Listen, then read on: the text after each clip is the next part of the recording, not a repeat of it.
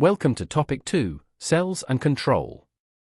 In this interactive video, we'll explore the fundamental processes that allow organisms to grow, repair, and respond to their environment.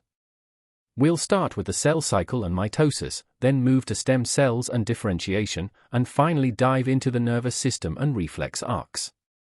By the end, you'll be ready to tackle exam questions with confidence. Let's begin. Let's map out the core concepts. First, mitosis ensures genetic continuity during growth and repair. Second, stem cells can differentiate into various cell types, a process crucial for development and medicine. Third, the nervous system uses specialized cells called neurons to transmit electrical impulses, with synapses allowing chemical communication. These three pillars are often linked in exam questions.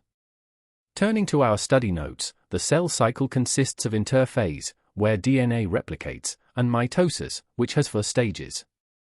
In prophase, chromosomes become visible. In metaphase, they align at the cell's equator. Anaphase separates sister chromatids, and telophase completes division.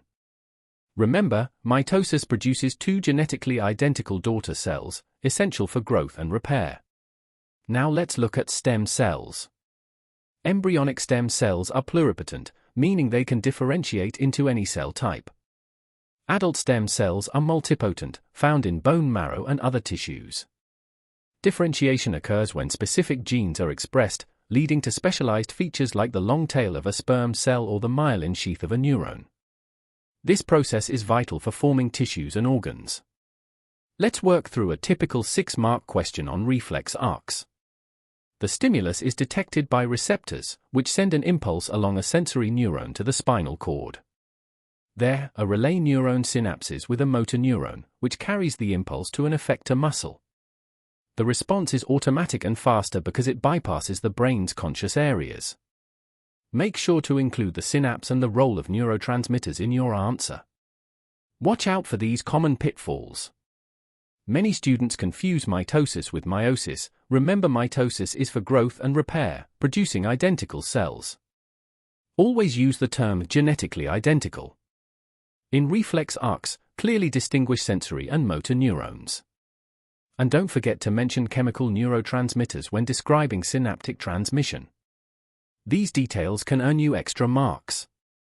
To wrap up, remember that mitosis produces genetically identical cells for growth and repair.